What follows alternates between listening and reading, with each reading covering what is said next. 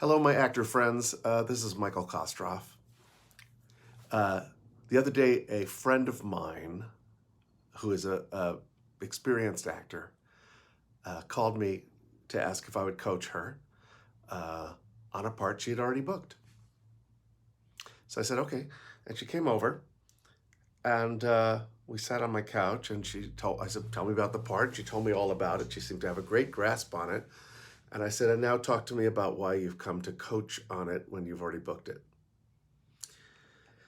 And it turned into a very meaningful and a somewhat emotional discussion because she was talking about how it's been a while since she worked and she wanted to really make this one count, uh, and she had put all this pressure on herself, and I said, okay, look, this is the prom.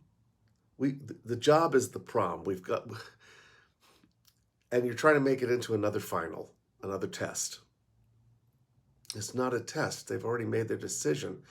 They, I reminded her that probably hundreds of actors were submitted for this role, hundreds, out of which they chose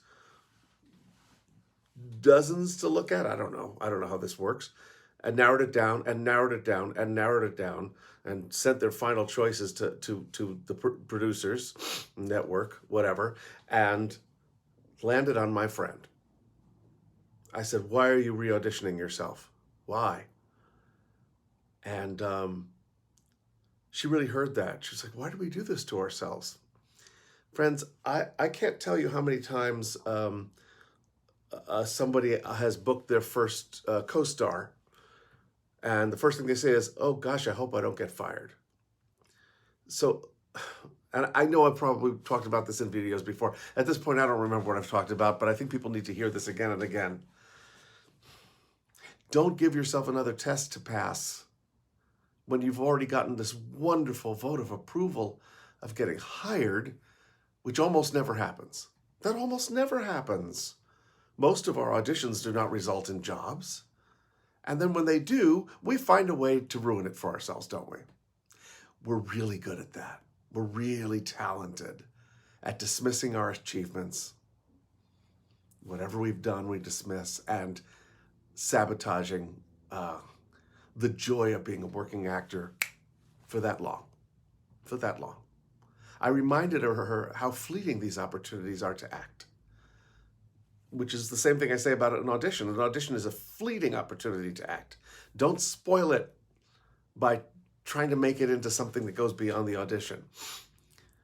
But the same thing with the job. You know, this is the time to just enjoy it. Enjoy the fact that you've been chosen and that you've gotten a vote of confidence that you're good at what you do. I reminded her, this is what you do. You've been doing it for years. This is what you do. It's not tenuous. It's not going to slip through your fingers. It's what you know how to do. Um, and after lecturing my friend, I said, now I can read this scene with you, but my recommendation is that I don't read it with you. I don't want to contribute to the idea that you need help with something that you've already succeeded at. And she took me up on that. And she left excited to go do the job. And she left happy to have been able to talk openly about her doubts and to be reminded that that she didn't need to be a slave to them. Friends, don't do that to yourself. I'm just going to tell you to stop. If you booked a job, go enjoy. Go enjoy. And don't get obsessed with trying to make it into something else. Whenever I would book a little part when I was starting out, somebody well-meaning would say, hey, maybe they'll have you back. And I thought, yeah, maybe they'll have me back, but I'm working this week. I just want to enjoy the working this week. You know? We're so future obsessed. And I also said to her, it's an episode of a TV show. It's going to come and go. It's not going to make a huge impact on your career. It just is a job. Go do the job that you know how to do and enjoy your expertise. I get frustrated on our behalf about this stuff because we really, we're generally speaking, actors are pretty unkind to themselves. So part of what I wanted to say to you is this. It's easy to think of the talents that we have as being commonplace because there are so many of us. And that's especially true if you live in New York or LA or Chicago, any town that has lots of actors, London, you know.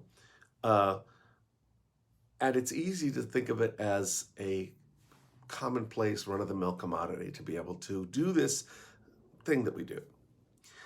But I want to remind you that if you're a true actor, if you have the calling, only you can determine that. If you don't, time will sort that out. This magic trick that you do, it's a magic trick. This thing that you do of replicating human behavior, taking words on a page, somehow making them sound as if you thought of them and felt them and came up with them on your own, making people believe that you're having some sort of experience that you're not having, or that you're in some job that's not yours. I mean, I've been fooling people into thinking I'm a lawyer for years. That's a magic trick. It's a magic trick. Not everybody can do it. Not everybody can do it. If you can do it at all, give yourself some congratulations. I assure you, as I've said many times, I'm not a positive thinker. I'm not, I'm generally not. I am Russian, and we drink and we brood. That's what we're known for. But for God's sakes, if something goes right, take the win. Take the win. Go have a good time acting. Don't sabotage or spoil that fabulous and rare experience by somehow convincing yourself that you might not be able to do it. They don't make a lot of casting mistakes because they're so meticulous about it. So you're the one. You're the one. You're the one. Take the win. And of course, this message is only for the minority of people who are getting hired. We mostly don't, and that's okay. That's the norm. The norm is not getting hired. But by God, if you're in that tiny minority who's somebody offered you a job as an actor, think of yourself as a badass for a minute. My God, you know? All right, I know I'm ranting today, but I just cannot stand the way we do that to ourselves. Yeah, tell me your thoughts. I'd love to hear them. Um, and I hope that this reaches somebody who needs to hear it, because I have a feeling it will. All right, gang. Talk to you next week. Bye.